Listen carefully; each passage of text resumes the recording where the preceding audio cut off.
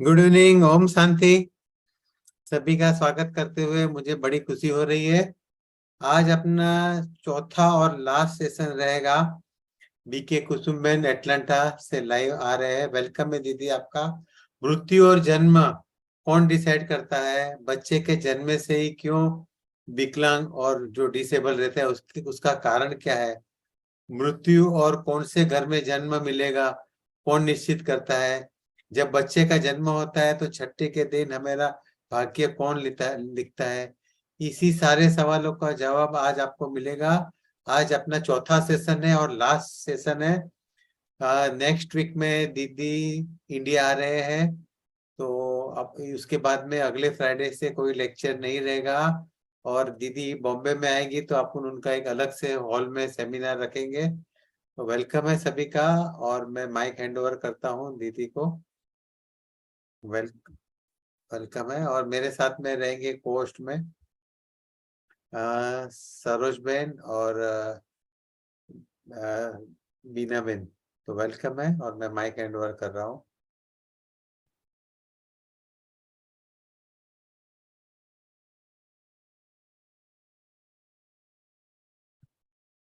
ओम शांति।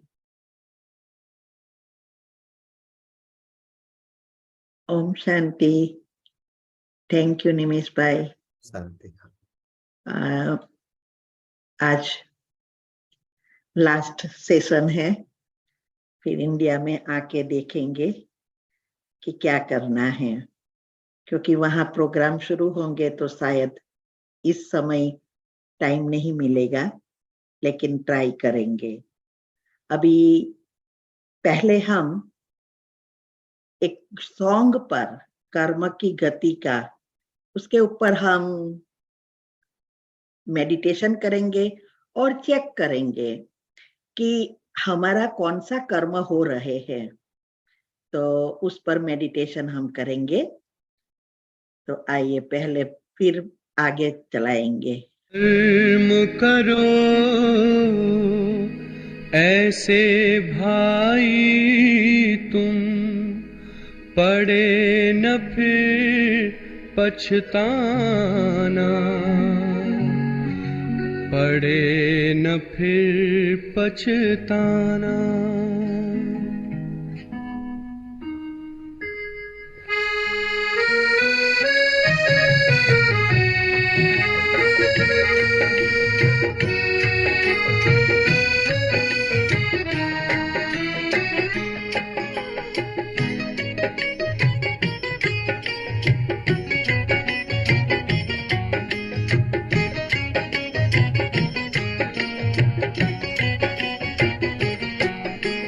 कर्म करो ऐसे भाई तुम, पड़े न फिर पछताना, पड़े न फिर पछताना। कर्म करो ऐसे भाई तुम, पड़े न फिर पछताना, पड़े न फिर पछताना। एक दिन तो धर्मराज को पड़ेगा मुख दिखलाना, पड़ेगा मुख दिखलाना। एक दिन तो धर्मराज को पड़ेगा मुख दिखलाना, पड़ेगा मुख दिखलाना। कर्म करो ऐसे भाई तुम, पड़े न फिर पछताना, पड़े न फिर पछताना। कर्म करो ऐसे कर्म करो, कर्म करो ऐसे कर्म करो।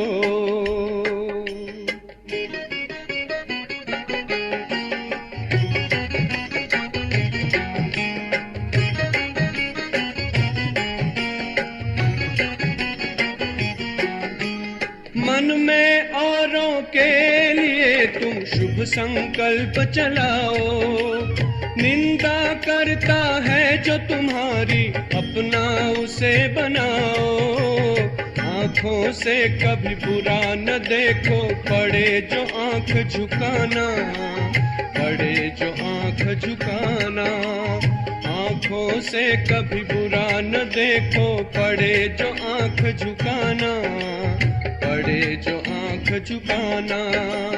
कर्म करो ऐसे भाई तुम पड़े न फिर पछताना, पड़े न फिर पछताना। कर्म करो भाई कर्म करो,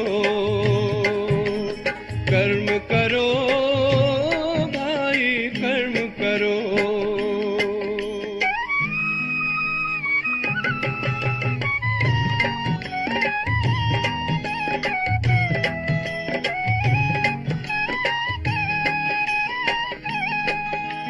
मुख से औरों को दुख देने वाले बोल न बोलो, अपने मुख से ज्ञान रतन भंडारे अब तुम खोलो। कानों से कभी सुनो न ऐसा, पड़े जो कान कटाना, पड़े जो कान कटाना। कानों से कभी सुनो न ऐसा, पड़े जो कान कटाना, पड़े जो कान कटाना। कर्म करो ऐसे भाई तुम पड़े न फिर पछताना, पड़े न फिर पछताना। कर्म करो ऐसे कर्म करो, कर्म करो ऐसे कर्म करो।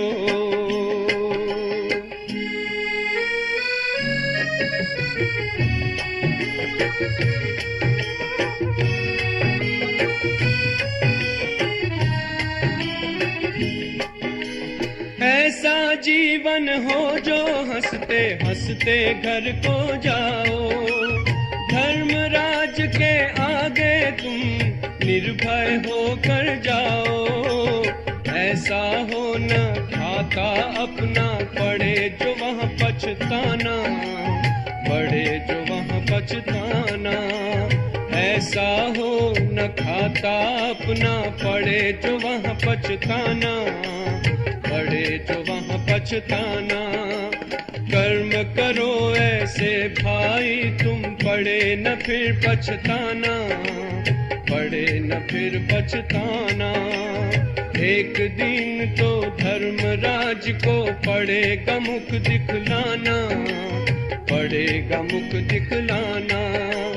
कर्म करो ऐसे कर्म करो, कर्म करो भाई कर्म करो,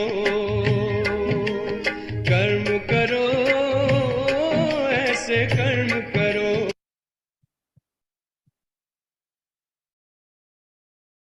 ओम शांति। सबने गीत सुना कि कर्म ऐसा करना है जो हम हंसते हंसते घर जाए। यहाँ जो बताया कि ऐसा नहीं सुनना है, ऐसा नहीं देखना है, जो कताना पड़े, झुकाना पड़े, इसका अर्थ यही है कि वो अंग ही हमें नहीं मिलते हैं। तो इसमें आज यही आने वाले हैं, बताने वाली हूँ कि क्यों बच्चे जन्म से ही विकलांग या बीमार होते हैं, उसने तो कोई कर्म नहीं किया है। तो इस गीत को हमेशा हमें याद रखना है कि हमें कौन सा कैसा कर्म करना है जिससे हमारा भाग्य श्रेष्ठ से श्रेष्ठ बन सके। हमने पिछले क्षेत्रों में बहुत कुछ समझा कि कैसे हमारे कर्म बनते हैं। हमारी आत्मा में ये हमेशा छपता रहता है और कभी भी डिलीट नहीं होता है। जितने भी जन्म लिए हैं वो सब हमारी आत्मा में, हमारी आत्मा के साथ आते ही है, प्लस माइनस होते रहते हैं। यही कुदरत है। तो हमने बताया कि कैसे हमारा मृत्यु के समय बैलेंस शीट तैयार होती है। इलेक्ट्रॉन, प्रोटॉन और न्यूट्रॉन, तीन एनर्जी का बैलेंस ही हमारा भाग्य है। फिर हमारा सॉफ्टवेयर तैयार होता है और कैसे एज वाइज सॉफ्टवेयर बनते बनते जब 21 साल का बच्चा हो जाता है, वो उसका व्यक्तित्व तैयार होता है, और ये सॉफ्टवेयर बनाने में हमारा माना घर के वातावरण या पेरेंट्स की सोच बहुत मुख्य पार्ट बजाती है। फिर हमने ये भी बताया कि हमारी आत्मा में एक सीडी की तरह हमारे हर एक कर्म वाइब्रेशंस के रूप में समय बाय समय वो आता ही रहता है, घूमता ही रहता है। ये कैसेट ऐसी है जो पुराना बाहर आता है और वो भूसता जाता है और नया रिकॉर्डिंग भी होता जाता है। और एक ईथर तत्व है जिसमें सब कुछ ढूंढता जाता है और वो कभी भी डिलीट नहीं होता। यही ड्रामा जिसको शास्त्रों में बताया कि बनी बनाई बन रही, अब नई कुछ नहीं बननी, चिंता काहे को करे, जो होनी अनहोनी अनहोनी होनी ही नहीं है। तो जो कुछ बदलता ही नहीं है, तो हमें कैसे फुल स्टॉप लगाना, ये भगवान आके समझाते हैं। इसीलिए साइंस वाले भी कहते हैं हिस्ट्री मस्ट रिपीट। ये क्या है? ड्रामा। तो ये ड्रामा का नॉलेज भगवान ने आके हमें बताया। क्यों बताया? हमारी जन्म जन्मांतर की जो बिलीफ बनी है, और इस बिलीफ के कारण, अज्ञानता के कारण हम कर्म को कंट्रोल नहीं कर सकते और नए पाप कर्म बनाते ही रहते हैं। इसीलिए भगवान को आना पड़ता है और ये ड्रामा का ज्ञान दिया कि ये फुल स्टॉप आप लगाकर नए अच्छे श्रेष्ठ कर्म बना सके। तो ये सारी बातें ये 3 क्षेत्रों में हमने समझाई। लास्ट क्षेत्र में ये भी बताया कि कर्म क्या है, अकर्म क्या है, विकर्म क्या है, सुकर्म क्या है, अच्छे कर्म क्या है, पुण्य कर्म क्या है। कर्म का अर्थ बताया कि जो भी हम सोचते हैं और उससे जो एनर्जी वाइब्रेशंस क्रिएट होते हैं, अच्छे व बुरे, वो हर एक कर्म है। वो एनर्जी भेजी, वो कर्म। जो भी सामने से आता है, वो भाग्य। और वर्तमान समय हम क्या करते हैं, वो है भविष्य का भाग्य, नया भाग्य बनता है। तो अच्छे कर्म भी है, पुण्य कर्म भी है। तो जो हम अच्छा सोचते हैं, इससे अच्छा कर्म बनते हैं। लेकिन सारा दिन हम दोनों चीज सोचते रहते हैं, तो जो अच्छे कर्म से पुण्य बनते हैं, वो आत्माओं और प्रकृति के साथ हिसाब किताब की लेन देन बनती है। इसमें निस्वार्थ और स्वार्थ दोनों चलता है और उसका फल टेम्पररी है, एक का एक मिलता है। लेकिन सुकर्म से जो श्रेष्ठ कर्म जिसको कहते हैं, इससे जो पुण्य बनता है, उससे हमारा भाग्य पद्मा पदम बनता है। वो खाता सारे विश्व की आत्माएं को अच्छा सुख देने के लिए बनते हैं। वो श्रेष्ठ श्रीमत से बनते हैं, जो परमात्मा आकर हमें सिखाते हैं, और वो हम परमात्मा के कार्य में मददगार बनने के लिए अपने आप को जब परिवर्तन करते हैं, और हम परिवर्तन करके हमारे सारे चक्र के लेयर्स बदलते हैं और हमारा अनाहत चक्र न्यूट्रल बन जाता है, तब हमारा जो प्रेम है वो निस्वार्थ बन जाता है। इसमें सब कुछ सबके लिए, सिर्फ मेरे और मेरे परिवार नहीं, सबके लिए हो जाता है। और यही वसुदेव कुटुंब कहा जाता है। और वही आत्माएं, पुण्य आत्मा पूज्य बनती है, और वो आत्माएं श्री कृष्ण के साथ उसके घराने में या उसके राज्य में आने के लायक बनती है। यह है श्रेष्ठ से श्रेष्ठ कर्म, सुकर्म। निस्वार्थ भाव से दूसरों के लिए करना, दूसरों के लिए जीना, यह है श्रेष्ठ कर्म, पुण्य कर्म। और विकर्म का बताया कि जो भी हम विकारों के वश, अवगुणों के वश होकर पाप कर्म करते हैं, वो विकर्म का होता है। और ये सारे अच्छे या बुरे कर्म संचित में पड़े रहते हैं। समय अनुसार वो हमें फल देने के लिए तैयार होते हैं और फल मिलता है। तो ये जो संचित कर्म है, संचित में पुण्य खत्म करते होते होते होते पाप बढ़ता जाता है, तब कलयुग का अंत आता है और तब सृष्टि परिवर्तन का समय आता है, जिसको विनाश कहते हैं। वास्तव में विनाश होना है, लेकिन सृष्टि खत्म नहीं होती है, सृष्टि परिवर्तन होती है।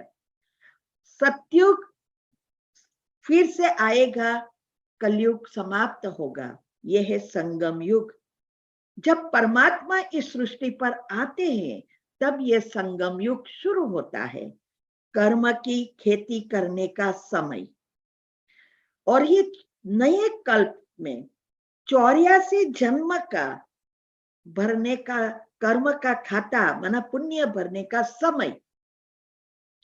और ये एक ही थोड़े समय में हम ज्यादा भर लेते हैं, क्योंकि हमारा कर्म की गति बदल जाती है। पदम गुणा फल मिलता है, एक का एक नहीं। इसीलिए हमने बताया कि ये संचित पाप कर्म अभी बढ़ गए हैं, उसको भस्म करने के लिए योग चाहिए। योग का अर्थ बताया याद। और याद माना अभी तक हमने स्थूल चीज, वस्तु, व्यक्ति को याद किया, अभी परमात्मा से कनेक्शन करके उनसे अर्थिंग लगाना है। तब हमारे अंदर जो शक्ति आती है, योग अग्नि प्रकट होती है।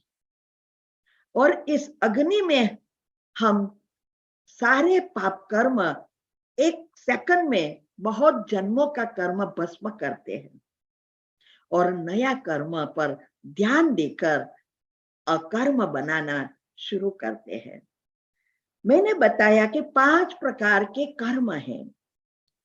हर एक कर्म का फल अलग अलग है। जो हम जानबूझकर करते हैं, उसका कर्म का फल बहुत कड़ा है। भाग्य और पुरुषार्थ दोनों एक दूसरे से जुड़े हुए हैं, एक दूसरे के पूरक है। तो पुरुषार्थ होगा तब भाग्य बनेगा, और भाग्य होगा तो हम पुरुषार्थ कर सकेंगे। दोनों एक दूसरे से जुड़े हुए हैं। और ये भी बताया कि समय, स्थल, व्यक्ति या चीज से जुड़ी हुई हमारी एनर्जी अनुसार हमारा कर्म पककर तैयार होता है फल देने के लिए। तो अभी हमें ये समझना है कि कैसे हम भाग्य लिखते हैं, कौन लिखता है भाग्य और कैसे लिखता है। क्या जन्म हमारे हाथ में है कि कहाँ जन्म लेना है, भिखारी के घर या कोई अच्छे घरों में या कोई राजाई घर में या बड़े साहूकार के घर में, कौन तय करता है। ये बहुत समझने की बातें हैं। तो आज हम ये क्लियर रीति से समझेंगे और अपने कर्म को सुधारेंगे। तो मैंने लास्ट टाइम भी बताया था कि पुरानी चैनल पर शिव शक्ति मेडिटेशन बीके कुसुम, ये चैनल पर बहुत सारी वीडियो हो गई है, 2-3 हजार वीडियो है।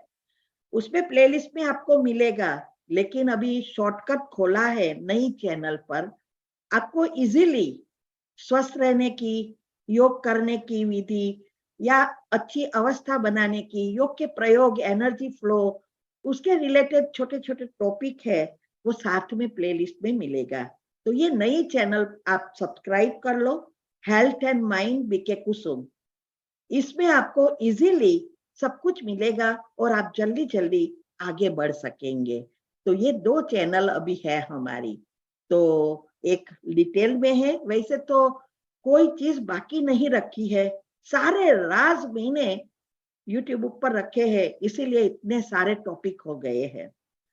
तो आप चाहो तो आगे बढ़ना चाहते हो तो एक एक टॉपिक को समझने का प्रयत्न करो, सिर्फ सुनना नहीं है। और जो कुछ आप समझने का प्रयत्न करते हैं उसको छोड़ो मत, सुनकर समझो, समझकर बुद्धि को घिसने का प्रयत्न करो और बुद्धि में धारण करो और प्रैक्टिकल रूप में लाने का प्रयत्न करो। तब हमारी बुद्धि स्थूल से सूक्ष्म बनेगी और सूक्ष्म बनना ही दिव्य बनाना है और यही पुरुषार्थ है। तो पहला स्टेप ही यह है, बुद्धि को परिवर्तन करना, मन को पॉजिटिव बनाना और जो चाहे वो कर्म का बीज बोकर अच्छा भाग्य बनाना, यह है पुरुषार्थ। तो और ये बीज बोने के लिए मन को स्थिर बनाना है, इसीलिए राजयोग जरूरी है। राजयोग कोई धर्म या संस्था नहीं है, राजयोग राजाओं का राजा बनने का है। 4 योग बताया है मुख्य गीता में भी, कर्म योग, भक्ति योग, ज्ञान योग और राजयोग। ये भी समझना है, अगर समय होगा तो मैं समझाऊंगी। तो ये आज हम समझेंगे कि कैसे मृत्यु फिक्स है और फिक्स नहीं है और कौन तय करता है। फिक्स इसीलिए है ड्रामा अनुसार, लेकिन इस जन्म के लिए हमारे हाथ में है। माना हर एक जन्म में मृत्यु जो होती है वो हम खुद हमारे संकल्पों के आधार से हमारी मृत्यु होती है। भगवान ने हमें सब कुछ फ्री दिया है, अनलिमिटेड, हवा, पानी, जो भी चीजें हमें चाहिए जीवन में सब कुछ रख दिया है। लेकिन एक चीज बहुत गिन के रखी है, वो है हमारी सांसें। ये जो है सांसें, वो हमारी जो कर्म की बैलेंस शीट बनती है उस अनुसार सांसें फिक्स हो जाती है और इस सांसें निर्भर करती है हमारे विचार, संकल्पों पर। जब हमारी सांसें फास्ट हो जाती है तो हमारी जल्दी मृत्यु हो जाती है। कर्म तो वहां है लेकिन मृत्यु उसी समय मीन्स के होती है उस आत्माओं के साथ, उस जनजीवन का कर्म के हिसाब किताब समाप्त होते हैं। लेकिन नया भी बना है और पिछला भी बाकी है, वो कैरी फॉरवर्ड होगा। तो हमारी जो सांसें है वो संकल्प पर है। तो कौन से संकल्प हमारी सांसें कम यूज होती है और कौन से संकल्प से ज्यादा। जब हम नेगेटिव, व्यर्थ, टॉक्सिक विचार चलाते हैं तो हमारी सांसें एकदम फास्ट हो जाती है और फास्ट होने से जल्दी यूज हो जाती है। और जब हम अच्छे विचार चलाते हैं, पॉजिटिव विचार चलाते हैं, तो हमारी सांसें धीमी चलती और धीमी चलने से कम यूज होती है। क्लियर मैथमेटिक्स है और इसीलिए हमारी मृत्यु लेट होती है। इसीलिए स्वर्ग में 150 साल की फिक्स आयु है। धीरे धीरे आयुष्य कम होती जाती है क्योंकि आत्मा में शक्ति कम होती है और जब आत्मा में शक्ति कम होती है तो हमारे विचारों में परिवर्तन आना शुरू होता है, क्योंकि अवगुण आना शुरू होता है। इसीलिए द्वापर से हमारी कर्म की गति भी बदल जाती है और पाप और पुण्य का खाता बनता है। सतयुग त्रेता में खाता नहीं बनता है, कर्म अकर्म बनता है। फिर भी हमारी कला कम होती है, आत्मा में शक्ति कम होती है, क्योंकि हर कर्म चीजें हम करते हैं, चलते हैं, खाते हैं, पीते हैं, तो वहां भी जम्स तो मरते हैं ना। लेकिन हमारा जब तक पुण्य है, गीता में कहा ना, जब तक देवी देवताओं के पुण्य तपता है तब तक उसको पाप हैरान नहीं कर सकता। जैसे ही उसका पुण्य का खाता समाप्त होता है, वो आत्माएं नीचे उतरती है। तो हमने सोचा वो स्वर्ग से कलयुग में सृष्टि पर आती है, नहीं, ये सृष्टि ही परिवर्तन हो जाती है। इसको कहा जाता है नीचे उतरना।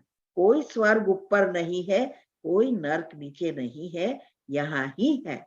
लेकिन वो आत्माएं, जो पुण्य आत्माएं, जो ऊपर के डायमेंशन वाली आत्माएं हैं, वो कर्म की गति अनुसार, आत्मा की शक्ति अनुसार नीचे उतरती है। इसीलिए आपने सुना होगा कि योगियों की आयुष्य बढ़ती है, वो शास्त्रों में है। लेकिन क्या भगवान ऐड कर देते हैं आयुष्य? नहीं। जब योगी योग लगाते हैं, कोई मंत्र में स्थित होते हैं, तो उसकी सांसों की गति धीमी हो जाती है, ऑटोमेटिक आयुष्य बढ़ जाती है। इसमें कोई चमत्कार नहीं है। लेकिन हमारे अज्ञानता के कारण हम ये सब बातें भूल गए। भगवान ने आके समझाया कि आप संकल्प पर ही ध्यान देना शुरू कर दो, फिर से आपकी आयु लंबी होती जाएगी। इसीलिए परमात्मा कभी भी कर्म के नियम में इंटरफियर नहीं करते। ना आपका अच्छा कर सकते, ना आपका बुरा कर सकते। वो सिर्फ रास्ता बताते हैं जो हम भूल गए हैं।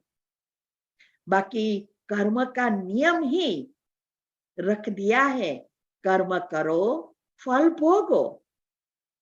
अगर वो करता तो फिर कर्म का नियम क्यों रखे? तो मनुष्य फेवर कर सकता है, साधु संत फेवर कर सकता है, जंतर मंतर वाला फेवर कर सकता है, लेकिन परमात्मा जो इस जन्म मरण के चक्र से पार है, जिसने इस सृष्टि बनाई और सृष्टि के नियम बनाए, वो किसी की भी फेवर नहीं कर सकता। वो हमें रास्ता बताते हैं, जो उस रास्ते पर चलकर अपने आप को बदल सकते हैं और पुण्य कर्म बना सकते हैं, और उसका भाग्य चेंज कर सकता है। इसीलिए हम व्यर्थ विचारों की, जो सांसों की गति व्यर्थ से बढ़ जाती है, मृत्यु जल्दी हो जाती है।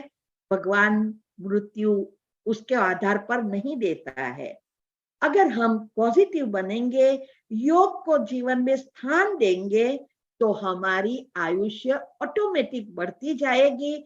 समय अनुसार, इस जन्म अनुसार जितने भी सांसें बाकी है, वो पूर्ण करके ही हम जाएंगे, और नया जन्म हमारी आत्मा की शक्ति अनुसार अच्छी या बुरी जगह पर मिलेगा। तो अगर हमें आयुष्य बढ़ाना है, इस जीवन जो भी हमें मिली है सांसें, उस जीवन की सांसें अच्छी रीति यूज करना है और स्वस्थ रीति से अच्छी रीति जीवन बिताना है। अंत श्वास तक बिना बीमारी के अच्छी रीति वापस जाना है और अच्छा भाग्य के साथ आना है। तो हमारे पॉजिटिव संकल्प और मेडिटेशन हमारे जीवन का भाग बना लो। तो एक जन्म नहीं, एक जीवन नहीं, अनेक जन्म और जीवन परिवर्तन हो जाएगा। ये बिल्कुल साइंस है, कोई इसमें धर्म की बात नहीं है, ये एनर्जी साइंस है, बुद्धि को घिसने की बातें है, जीवन में समझकर उपयोग करने की बातें है। ऐसे ही गायन गा के, भजन गाकर, पूजा करके हमें भाग्य नहीं बदल सकते। इसीलिए ये बातों को बार बार आप रिवाइज करो, चेक करो, प्रैक्टिकल में लाने का आप प्रयत्न करो।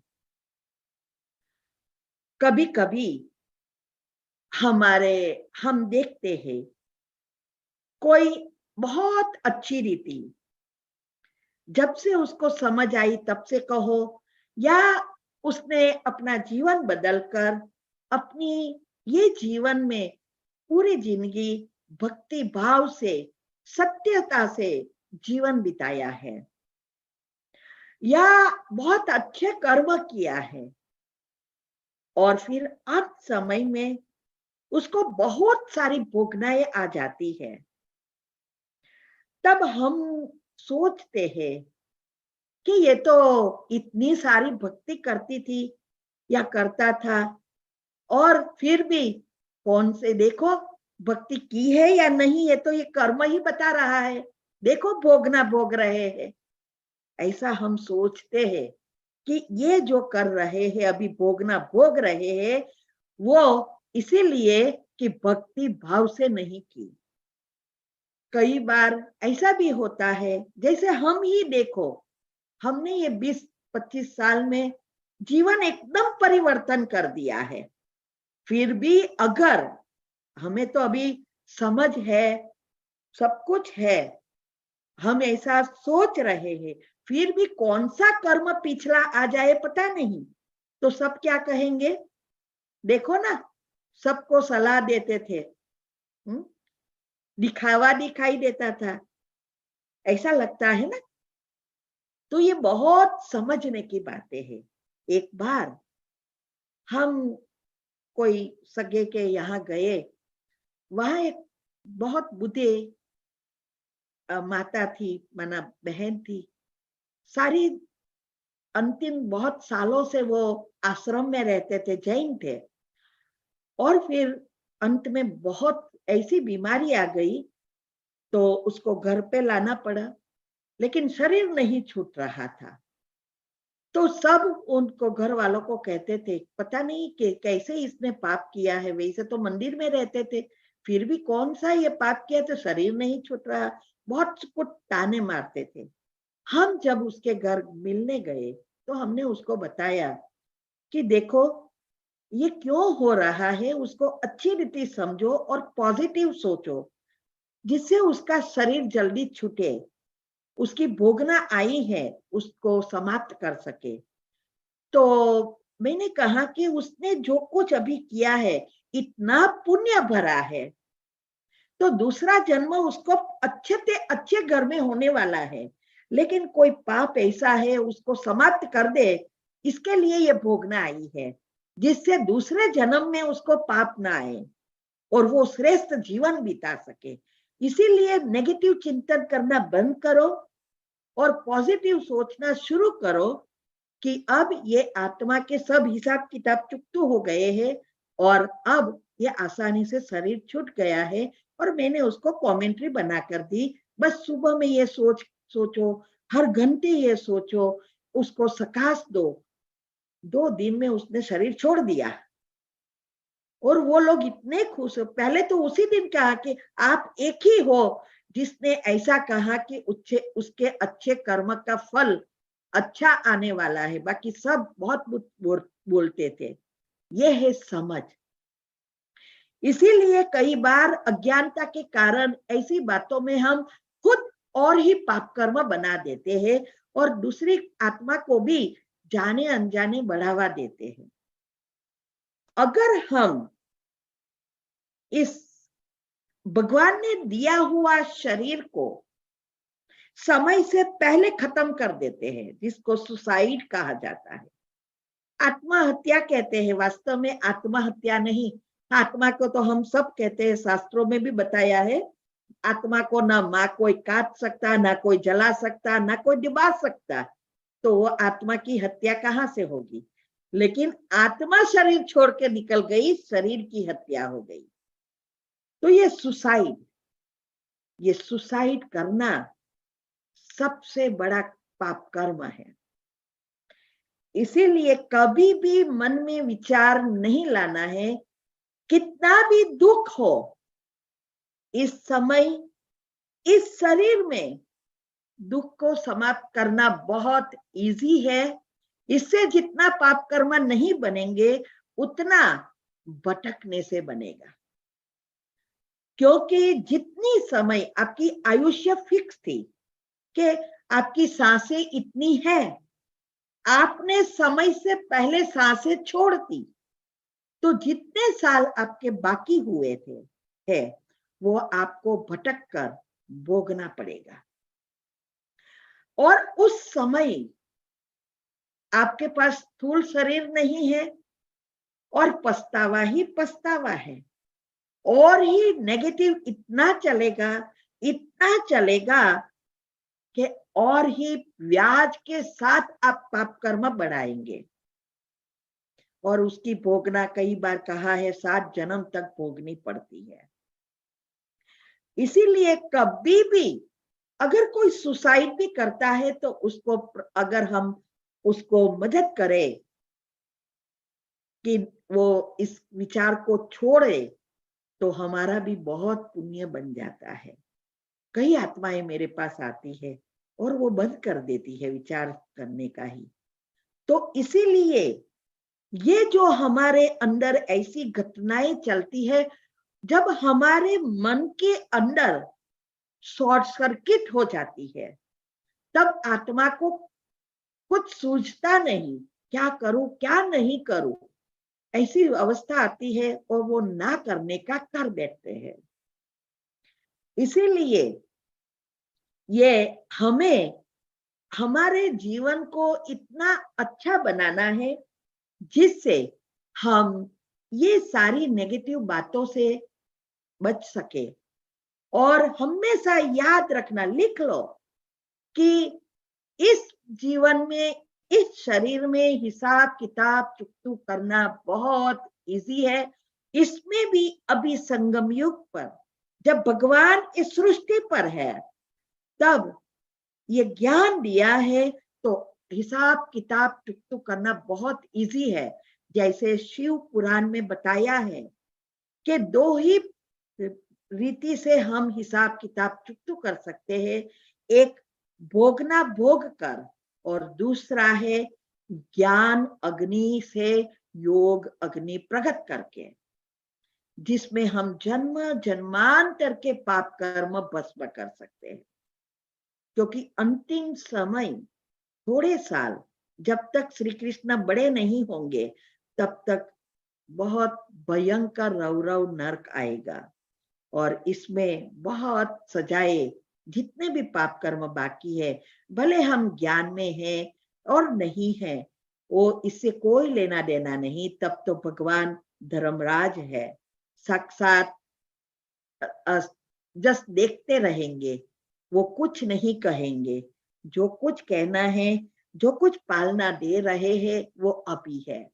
इसीलिए हमें हमारे जीवन को सुधारना है, तो इस ज्ञान को अच्छी रीति समझकर प्रैक्टिकल में लाओ, पुण्य श्रेष्ठ कर्म बनाओ, जिससे हम जन्म जन्मांतर का भाग्य बना सके, औरों का भी बनाने में मदद कर सके। तब हम श्री कृष्ण के साथ पहले जन्म में आ सकेंगे। हमारी मृत्यु लगभग 2-3 महीने पहले ही फिक्स हो जाती है। इसीलिए हमने बताया है कि गर्भ में पहले कैसे बच्चा तैयार होता है, शरीर तैयार होता है, लेकिन अंदर आत्मा जब तक नहीं आती तब तक हमारे ऑर्गन्स, अंदर की सारी सिस्टम और ब्रह्मांड से जुड़ने का सूक्ष्म शरीर, ये दोनों चीजें बाद में होती है। जैसे बिल्डिंग तैयार हो जाता है, फिर अंदर की चीजें जो है वो धीरे धीरे होती है, और फिर जब हम उसमें प्रवेश करते हैं तब हमें जैसा चाहिए वैसा डेकोरेट करते हैं। ऐसा ही हमारे साथ इस जन्म हमारे मृत्यु के पहले से ये फिक्स होता जाता है, कहाँ जन्म लेना है, क्या करना है। अभी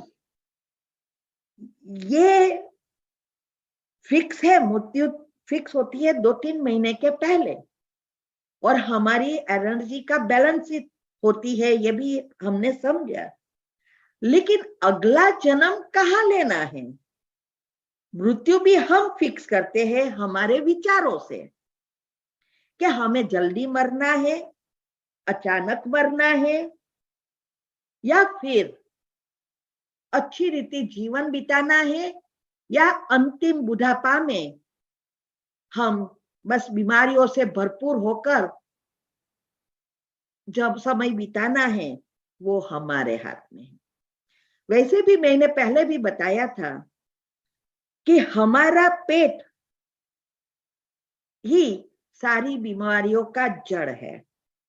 एक बुद्धि रूपी पेट और एक स्थूल शरीर का पेट, ये पीएच ही प्रॉब्लम है। और इसके लिए मैंने बहुत सारी वीडियो रख दी है कि ये आंख का जल्दी जाना अर्थात नंबर जल्दी आना, दांत जल्दी गिर जाना, कान में जल्दी बहरापन आ जाना, मन बुद्धि खलास होता जाना, याद शक्ति खत्म हो जाना, सारी जड़ पेट है। मैंने बताया था कि पेट, मैंने मुख की प्रॉब्लम को पेट में ढूंढने के बजाय मुख में ट्रीटमेंट करते रहे और वो बढ़ता ही गया। वो सारी डिटेल मैंने वेबिनार में भी बताई है, वीडियोस भी रखी है। तो ये मृत्यु फिक्स करना भी हमारे हाथ में है, जन्म कहाँ लेना है वो भी हमारे हाथ में है, कब लेना है वो भी हमारे ही हाथ में। तो ये अगर भगवान आके हमें पूछे कि अभी आपका समय आ गया है, आपको कहाँ जन्म लेना है, तो कोई भी कहेगा कि मुझे भिखारी के घर में जन्म लो या गरीब के घर में जन्म दो। सब कहेंगे क्या, रिलायंस वाले धीरूभाई अंबानी के घराने में होगा तो बहुत अच्छा है। श्रेष्ठ श्रेष्ठ पैसा वाले के घर में हम जन्म मांगेंगे, है ना। लेकिन ये रखा ही नहीं है भगवान ने पूछने का, क्योंकि कर्म की गति रख दी है। अगर हमें चाहिए ऐसा जन्म तो ऐसा कर्म करना पड़ेगा। जैसे मैंने बताया कि मैंने फिक्स किया है कि मुझे श्री कृष्ण के साथ पहले जन्म में उनके घराने में ही आना है, तो मैं अभी से उसकी तैयारी कर दी जब से मुझे समझ आई। ऐसे ही हमें लक्ष्य को तैयार करना है, लक्षण का चिंतन करना है, तो ऑटोमेटिक लक्ष्य और लक्षण दोनों साथ होकर हमारा भाग्य बना देगा। इसीलिए हमें खुद को तय करना है। तो हमारे कर्म की बैलेंस शीट हमें ही रोज चेक करनी है। कोई जन्माक्षर की या कोई भी महाराज के पास या बताने का हाथ बताने की जरूरत ही नहीं है। चेक करो ना, हमारे स्वप्न कैसे आ रहा है, हमारे प्रॉब्लम कैसे आ रहे हैं, हमारे एक एक संकल्प कैसे चल रहे हैं, पाप बना रहे हैं या पुण्य बना रहे हैं, खुद चेक करो, पता चल जाएगा बैलेंस शीट। तो हमें कोई जन्माक्षर वगैरह बताने की जरूरत ही नहीं है। ये भूल कभी नहीं करनी है। ज्योतिष को बताना, वास्तुशास्त्र को बताना, ये बड़ी भूल है। वो चिंतन ही आपकी सब रियलिटी कर रहे हैं।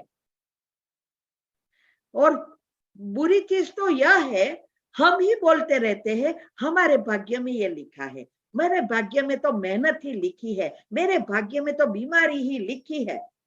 कौन आह्वान कर रहा है? रियलिटी हम बना रहे हैं।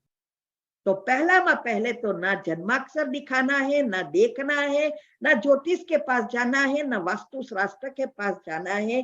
ये पूरा साइंस है, लेकिन उसके अज्ञानता के कारण हम जो भूल करते हैं वो हमारा ही भाग्य ही नहीं, दूसरे जन्म भी बिगाड़ते रहते हैं।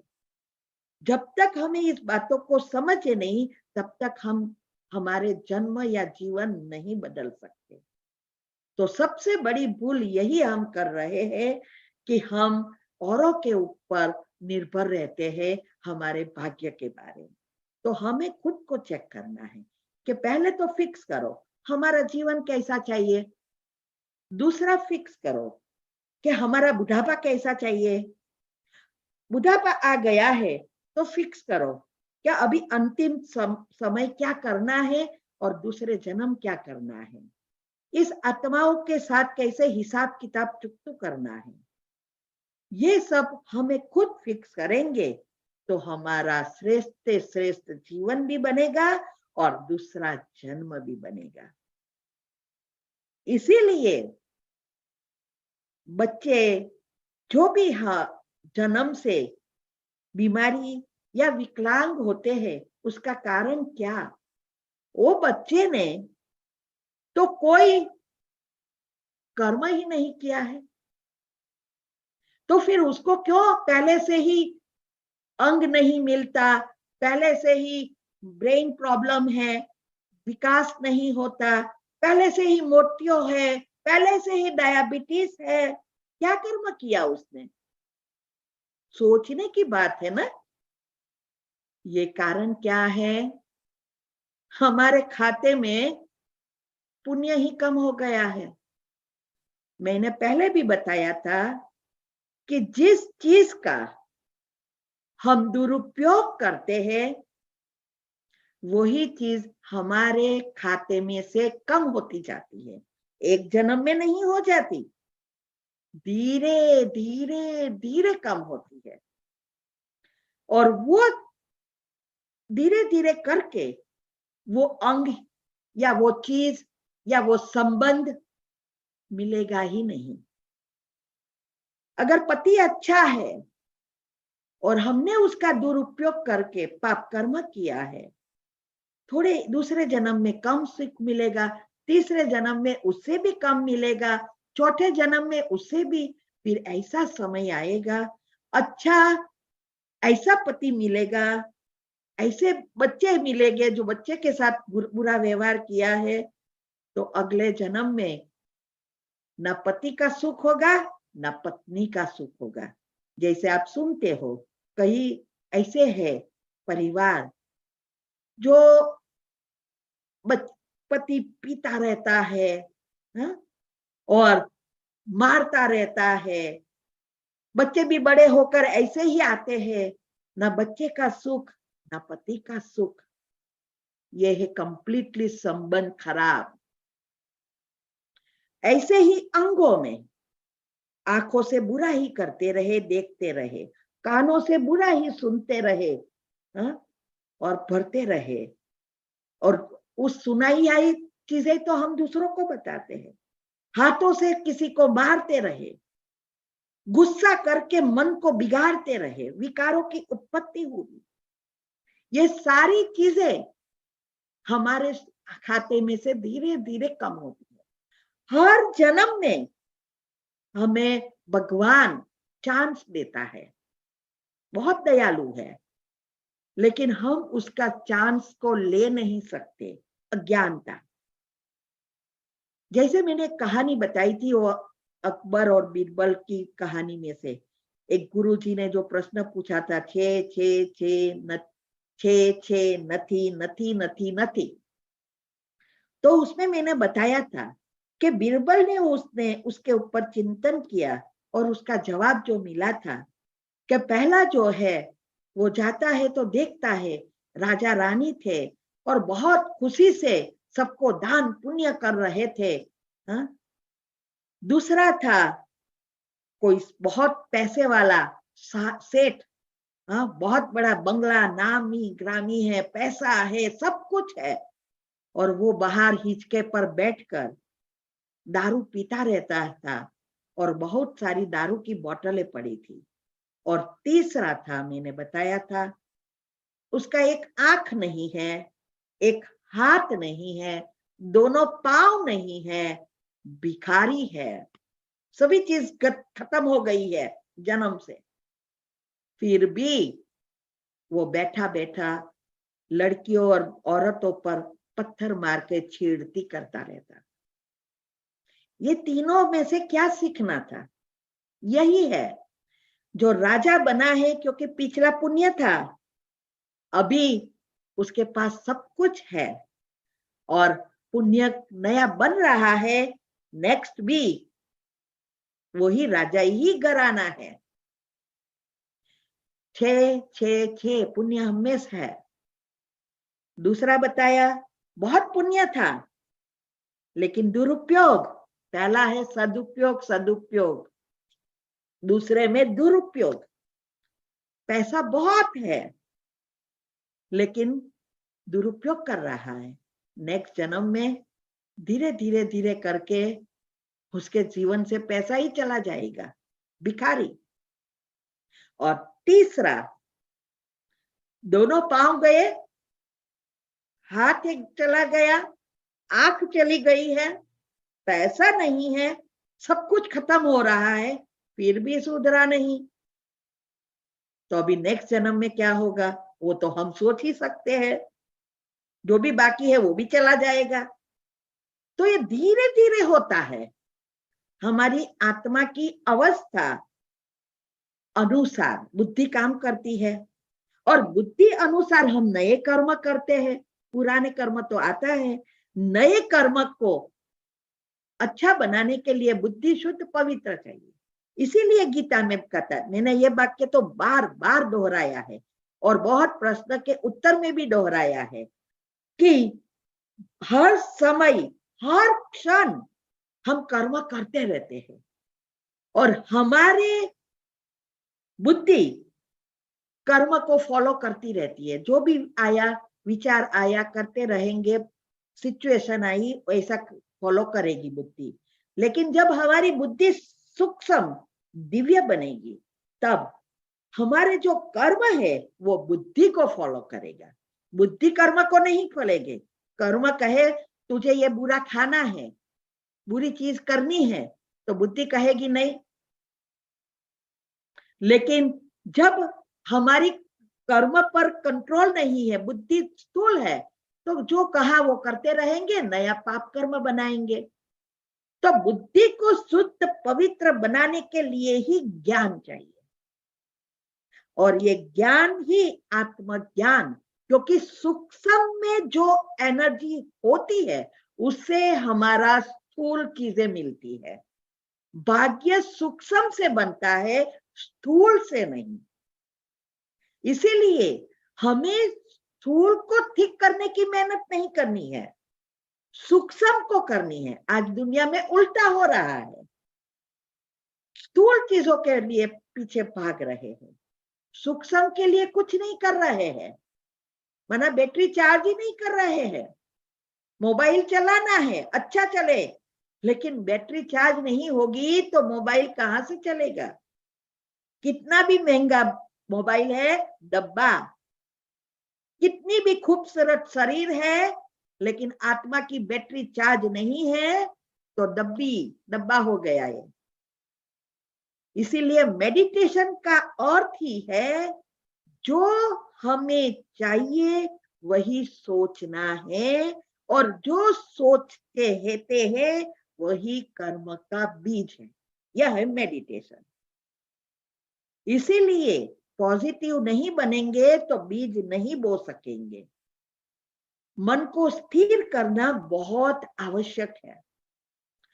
तो ये जो है, बच्चे जन्म से ही ये प्रॉब्लम होते हैं, उसका कारण उसका पिछले जन्मों के कर्म। क्योंकि हमारा जो ये मुख्य ये जन्म में जो बैलेंस शीट बनती है वो एक फाउंडेशन की तरह है। जैसे कोई घर बनाना है या ब्रिज बनाना है तो उसमें कितनी सीमेंट डाली, कितने पत्थरे का कक्कर जो भी डालना है डाला, और कितनी मजबूताई है, उस अनुसार उसकी स्टेबिलिटी होती है कि चार मंजिल की बनानी है, 2 मंजिल की या 50 मंजिल की। सारा आधार फाउंडेशन है। अगर फाउंडेशन कमजोर है और बिल्डिंग मंजिल ज्यादा बनाई तो कोलैप्स हो जाएगा। तो ये फाउंडेशन जितना मजबूत उस अनुसार इस बिल्डिंग की आयुष्य भी फिक्स होती है कि इतने साल चलेगी, कोई प्रॉब्लम नहीं रहेगा। ऐसे ही हमारी जो बैलेंस शीट बनती है वो हमारा सूक्ष्म शरीर, मैंने बताया स्थूल, सूक्ष्म और कारण। कारण शरीर माना आत्मा की शक्ति, जिसको हम ओरा कहते हैं। सूक्ष्म शरीर माना हमारे कर्मों की सारी जो भी चीजें हमने की है वो सारा सूक्ष्म शरीर में है। वो बैलेंस शीट आगे होकर तैयार होकर बाहर आती है। वो सूक्ष्म शरीर, वो सूक्ष्म शरीर लेकर वो दूसरे शरीर में जाती है और वो कारण शरीर के आधार से वो जाती है। इसीलिए वो जितना आपके 7 चक्र में भरा है, जो गुण है, और गुण अनुसार ये 7 गुण हमारी शक्तियां है और उसका बैलेंस ही आत्मा की शक्ति है। तो ये 7 गुण है, वो गुण हमारे 7 चक्र और हमारे स्थूल अंग, हृदय, ब्रेन, फेफड़े, पेट, जो भी है मुख्य 7 अंग है, उससे जुड़े हैं। तो वो आत्मा जब तक नहीं आती अंदर, तब तक ये क्या लेकर आई है, कितने परसेंटेज बैलेंस शीट तैयार है, कौन सा गुण कितने परसेंटेज है, उस अनुसार वो अंग जन्म से ही होगा। अगर 5% ही बाकी है तो वो चीज मुख्य अंग हृदय 5% ही बाकी है तो पहले से ही प्रॉब्लम। आंख की 5% ही, 10%, 50% क्या है, उस अनुसार आंखें। इसीलिए मैंने देखा जन्म से ही मोतियो, विचार करो आप, जन्म से ही ब्रेन खिलता ही नहीं है। उसका कारण उसका वो गुण की शक्ति ही नहीं है।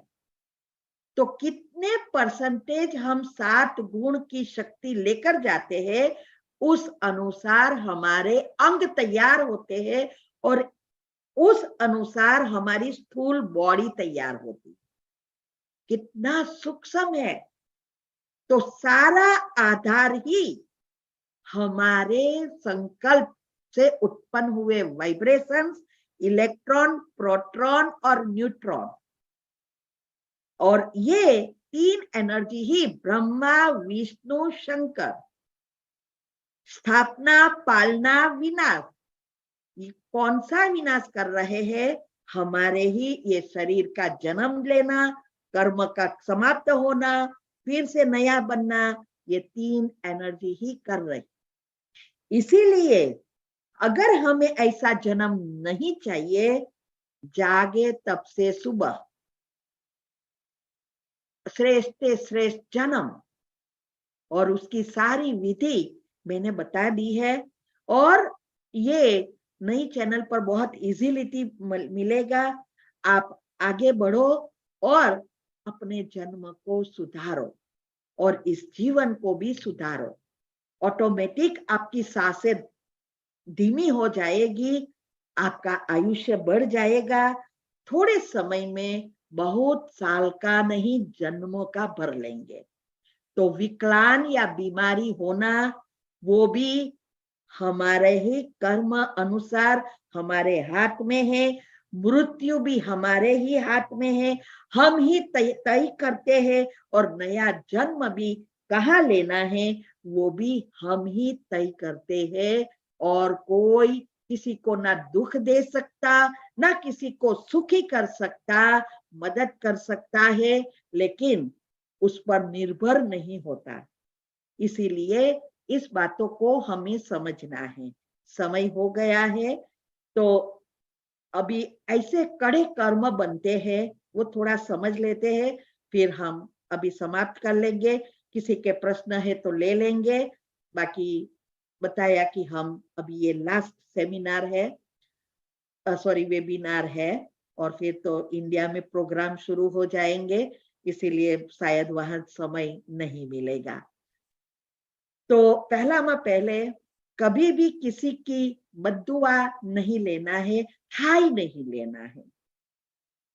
दो चीजें हैं, एक खुद अपने विचारों से खुद बद्दुआ देता रहता है, वो बद्दुआ हमें नहीं लगती है। बहुतों का प्रश्न आता है कि हम वो आत्मा हमारे लिए बुरा सोचती है, हमने ये किया उसके लिए नहीं, खुद के लिए किया, लेकिन उसको अच्छा नहीं लगा तो वो बुरा सोचती है और बद्दुआ देती है। याद रहे, वो बद्दुआ उसके पास रहती है जब तक आप उसका चिंतन नहीं करते और फीलिंग में नहीं लाते, तब तक आपको कोई बद्दुआ नहीं लगती। वो खुद का पाप कर्म बना रहे।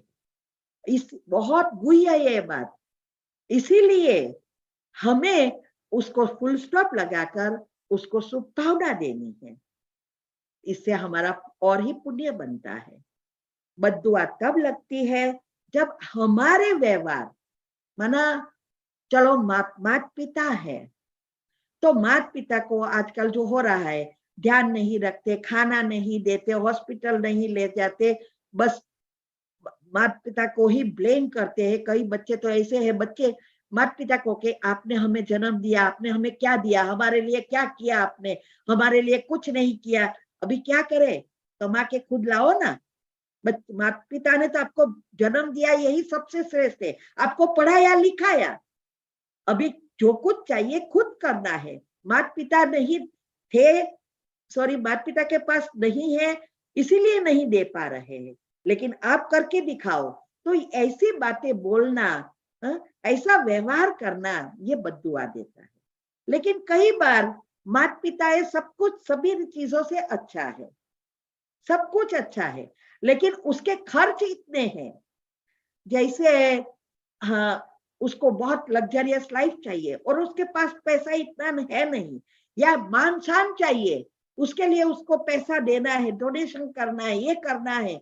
तो वो चीज के लिए अगर हम पैसा ना देवे तो और वो बुरा माने, तो उससे हमारा कोई पाप कर्म नहीं बनता।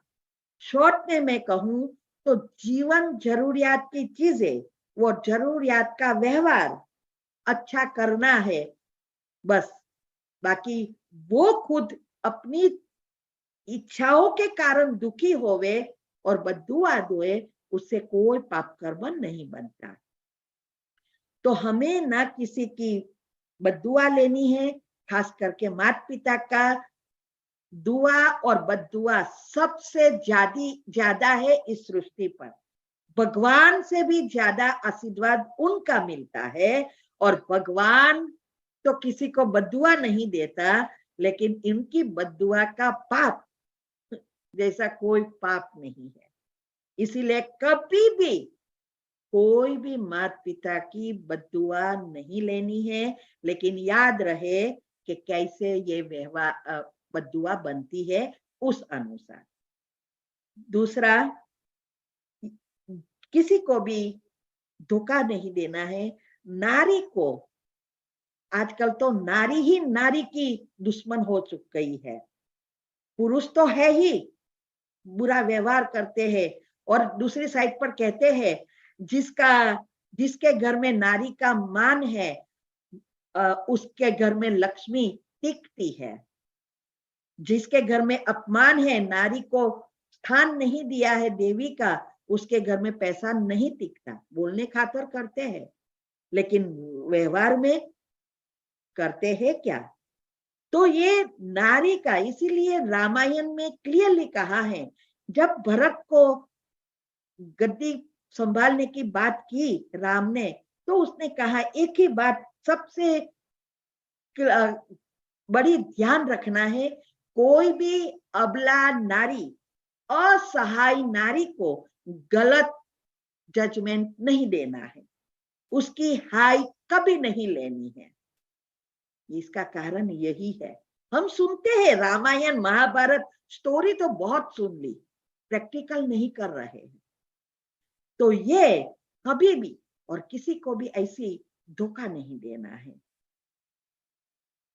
तो ये बहुत कुछ है, मुझे अभी तो समय नहीं है इसलिए डिटेल में नहीं जाती हूँ।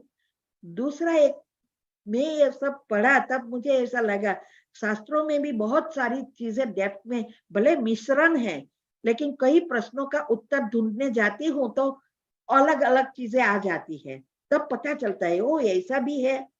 भले उसने अलग चीज रीति से लिखा है, लेकिन उसका भावार्थ जो है वो मैं बताती हूँ। दूसरा ये कहा है, आजकल जो फैशन हो गई है डिवोर्स की, इसमें क्या है, कभी कभी कुछ नहीं होता है प्रॉब्लम, ईगो के कारण डिवोर्स होता है, वो सबसे बुरा है। इसका मैंने एक दो वीडियो में जवाब दिया है, अभी डिटेल में नहीं जाती है। क्यों? क्योंकि बच्चे अनाथ, तो माता पिता के होते हुए बच्चों को अनाथ बनाना, बच्चों के भाग्य को बिगाड़ना, ये सबसे कड़े कर्म है। जैसे पति पत्नी से व्यवहार गलत करना कड़े कर्म है, अच्छे के साथ बुरा करते हैं, अच्छी पत्नी मिली है पति बुरा करता है, अच्छा पति मिला है पत्नी बुरा व्यवहार करती है, वो कड़े कर्म में जाता है और धीरे धीरे वो समाप्त होता जाता है। ऐसे ही बच्चों के साथ है, बच्चों का भाग्य बिगाड़ना हमारे हाथ राइट नहीं है। दूसरा, अनाथ भी नहीं बनाना है तो बच्चों का भाग्य भी नहीं बिगाड़ना है। जैसे दो प्रकार का डिवोर्स हो रहा है, एक खुद के स्वार्थ के लिए, अभिमान के लिए, और दूसरा किसी के बुरे व्यवहार के लिए होता है। कभी पति ऐसे होता है या पत्नी ऐसा होता है, बहुत दुखी करते हैं। तो कहते हैं ना, दुख देने वाले से ज्यादा दुख सहन करने वाले के पाप ज्यादा बनते हैं। क्यों? साइंस है ये। क्योंकि वो चीजें, हमारी ऐसी अवस्था नहीं है कि हम उसको माफ करके अच्छे चिंतन चलाए। जब तक अज्ञानता है तब तक हम बहुत कुछ फीलिंग में लाकर अगले संबंधों में, व्यवहार में, जो भी वेबिनार चले उसमें मैंने क्लियरली बताया कि कैसे होता है। तो हम फुल स्टॉप नहीं लगाते, परिस्थिति 2-5 मिनट आधे घंटे की आती है, लेकिन हम उसको चलाए रखते हैं 2 मास 3 मास और कई तो सारी जिंदगी चलाए रखता है। इससे जो वाइब्रेशंस उत्पन्न हुए और घर का वातावरण, और सबसे ज्यादा इफेक्ट माँ के विचारों की बच्चों पर होती है। तो बच्चों का भाग्य वहां ही सहन करके रहना, यह बच्चों का भाग्य बिगाड़ना है। उस समय डिवोर्स ले लेना अच्छा है। तो दो प्रकार का है, स्वार्थ और निस्वार्थ। तो इसीलिए बच्चों को अनाथ कभी नहीं बनाना है, ना ही गलत व्यवहार के कारण सहन करके रहना और बच्चों का भाग्य बिगाड़ना। दूसरा यह है कि शरीर और चीजों, वस्तु, कोई भी चीज, वस्तु, धन जो भी मिला है उसका कभी भी दुरुपयोग नहीं करना है, सदुपयोग करके नया भाग्य बनाना है। क्योंकि कोई चीज आपके साथ नहीं आने वाली है। बच्चे भी आपके, वो आत्माएं अभी के लिए है, कोई बच्चा आपके साथ आने वाला नहीं है। ना आपका धन का वो उपयोग करेगा तो आपका कोई भाग्य नहीं बनेगा। तो हमेशा याद रखना है, बैलेंस रखकर धन कमाना है, स्वस्थता का पर ध्यान देना है, हमारे कर्म पर ध्यान देना है, और बैलेंस रखकर पैसा कमाना है। जो जरूरियात है ठीक है, लेकिन ज्यादा कमा कर पेड़ी की पेड़ी, आजकल ऐसा हो गया है लोगों के पास 7 पेड़ी है, खाए इतना है, फिर भी लोभ नहीं जाता। और लोभ ही सत्यानाश कर रहा है। इसीलिए आज देखो, हमने 2001 में जॉब छोड़ दी, एकदम लग्जरियस लाइफ, जनरल मैनेजर की पोस्ट, इतने सारे कंपनी की हम देखभाल करते थे, एक झटके छोड़ दिया, लोभ खत्म। तो ये भी कब होगा? आत्मा में शक्ति चाहिए। तो इसीलिए कोई भी चीज का जो भी हमारे पास है, उस चीजों का हमेशा हमें यही ध्यान रखना है कि उसका सदुपयोग करना है, और वही किया हुआ पुण्य हमारे साथ आएगा। यही है भरतू हाथ जाना और भरतू हाथ आना, न कि खाली हाथ जाते हैं, स्थूल रूप से खाली जाना खाली आना, लेकिन अंदर आत्मा के साथ जो जा रहा है वो है भरतू हाथ, ये है पुण्य कर्म। तीसरा, सबको क्षमा कर दो, कुछ भी अंदर नहीं रखो, सबको क्षमा करना ही खुद के लिए है, इसमें कल्याण हमारा है, दूसरों का नहीं।